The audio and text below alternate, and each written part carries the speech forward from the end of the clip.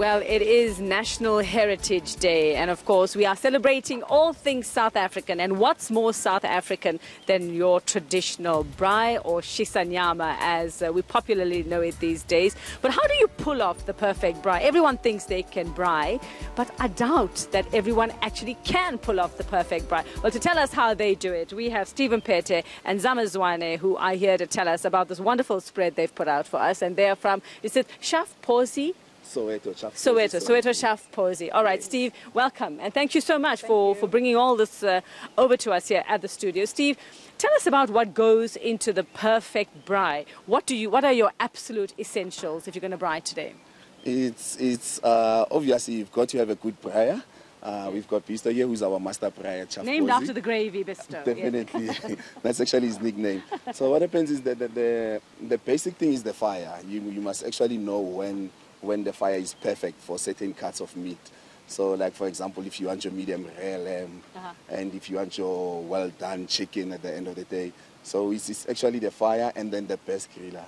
Then otherwise with us, we go with the perfect sauces to make our meat very nice. Now, you know, Zama, they always say that when you braai, the women actually gets a break. But that's not quite the case, because there's so much else that goes into a braai. You don't get a break. You just don't get to stand around the fire and drink a beer, right? No, not really. I also help Bisto with braaiing. As Steve said, with our secret sauce, which is made at our restaurant. So normally when we braai, I'm always there. They know. But I do steal some of the meat, but somebody's got to taste it. Somebody gets to taste to tell you when it's ready. Yes. But that's normally how we do our meat. Oh, that's how you do it. Okay, well, so many cuts of meat here, Steve. I mean, just tell us about what the different cuts are and which are the ones you will most likely put on first. Okay, normally you start with your beef, and then this is our chicken. This is what we serve at our restaurant. This is our chicken wing. Chicken wing. That's my weakness. That's my weakness. And ours tastes very nice as well. This would take quite a while on the griller, and it will take low heat, so it gets perfectly cooked on the inside. And then that's our lamb. This is our lamb. Yeah. Normally you need high heat for it, so it can be juicy on the inside, crispy on the outside. And then, like we said, then we just baste it on top, then it looks juicy as well. And then we use the short rib. This is the other cut, the short rib. Then we normally use it. We normally braai. That's got all the fatty bits in it. Those who like a bit of fat in it. This is actually the most famous at Shafposi. That looks like the tastiest one. Yes. And then we've got our boerewors. This is we get our meat from roots. This is traditional boerewors. That's the only wors we use at Shafposi. And then we also use chuck, of which we don't have it at this stage. Chuck we normally braai as our short rib. Okay. Yes, and then we've got this big here, which is so famous at Shafposi. This is our pork rib. Pork ribs. Wonderful. Okay, so what about all those people, Zama, who, you know, you get some who say, oh, I want mine pink, I want mine well done, I want mine crispy, almost burnt. I mean, how do you deal with that around the braai? You know, it's not just Bisto who works with us at Shafposi.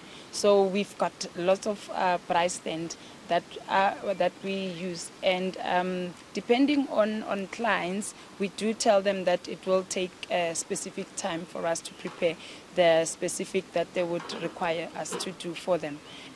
Most of the time, if we are quite busy, we do tell them that they must be patient with us, because that's another challenge that we have at Shafposi, where people sometimes they complain that the meat is taking time, whereas they will want it well done. Well, they want it the way they want it. Now, Steve, I suppose keeping it simple is the key. I mean, although you have your special, your secret sauce, keeping it simple. Don't try and complicate and over-marinate and over-spice your meat, I suppose, is also... Exactly, but at the end of the day, we keep it simple, but the customer always wants something nice. So yes, we keep it simple, but the presentation also goes into it as well. And so, like we also emphasize on our spices, our sauce. That's what makes it very nice.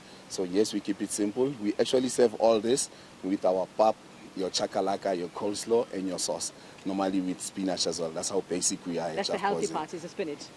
At least you threw some healthy bits in there. And of course, you can't forget garlic bread. No, we rolls. can. You must have we do have garlic rolls. What is nice is that we braai them as well, like meat. like meat. Okay. So you get them nice and bent. So you don't a put them little. in the coals, you No, put them on the we top. Put them on on okay. top of Yeah. So you get them nicely bent. Wonderful. With Okay, well, note butter. to self, Yuveka, don't put it directly on the coals. No, We burnt no. one of those last week. Yes. Thank you so much, Zama and Steve. And Soweto Chaff Posy, the guys and girls, Bisto, thank you very much. You're so skilled. You're like a DJ on this Braai stand.